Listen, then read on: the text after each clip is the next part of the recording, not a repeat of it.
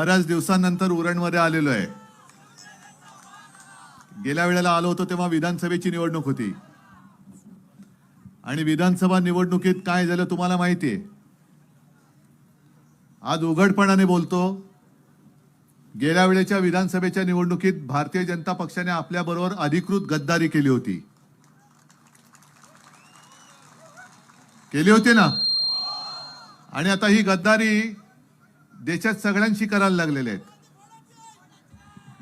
नाही, भोकं पडलीच आहेत. पाणी भरले की कळेल कसं कुठून कुठून बाहेर पडतं ते.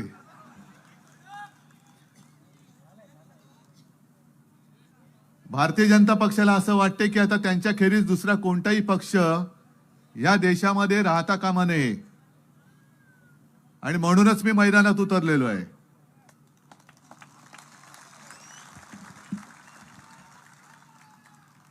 आणि मी त्यांना आव्हान देतोय, तुम्ही जो काय एक उपराठा निर्णय तुमच्या लवादाच्या माध्यमातून दिलेला आहात,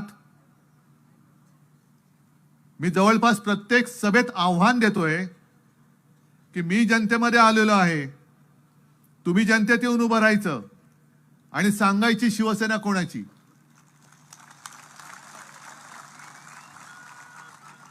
पण यांची मला एक गंमत वाटते आणि कीव पण येते. त्यांच्याकडे ज्या काही सरकारी यंत्रणा आहेत, ईडी आहे, इन्कम टॅक्स आहे, सीबीआय आहे, निवडणूक आयोग आहे, लवाद आहे, हे एवढे दडपणाखाली आहेत की ते जे काय म्हणतील तसे त्यांना ते निर्णय देत आहेत. पण त्यांना कल्पना नाही की यंत्रणा तुमच्या गुलाम होऊ शकतील, पण हे माझे जे मर्द मावळे आहेत ते तुमचे गुलाम कदापि होणार नाहीत. आणि निवडणूक घेऊनच दाखवा. निवडणूक घेताय ना, घेऊनच दाखवा.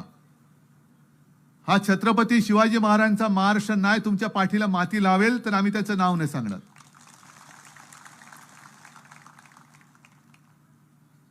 ही अशी वृत्ती आणि ह्या वृत्तीची माणसं, मी सुद्धा राजकारण बघत बघत लहानाचं मोठा झालेलो आहे. म्हणजे आज जे मोदीजी म्हणतात, अमित शहा म्हणतात घराणेशाही परिवारवाद, माझं घराणं हे तुम्हाला सगळ्यांना माहिती आहे. अमित शहा आणि मोदींना सुद्धा मी आव्हान देतोय, मी माझ्या घराण्याचा इतिहास सांगतोय, तुम्ही तुमच्या घराण्याचा इतिहास सांगायचा. तुम्ही कोण, मी कोण, तुमचे वडील कोण, माझे वडील कोण, तुमचे आजोबा कोण होते, माझे आजोबा कोण होते. आणि मला अभिमान आहे माझ्या घराण्याच्या परंपरेचा. अरे कोणत्याही स्वातंत्र्य लढ्यामध्ये भाग न घेणारी ही माणसं हे आम्हाला घराण्यावरनं शिकवत आहेत.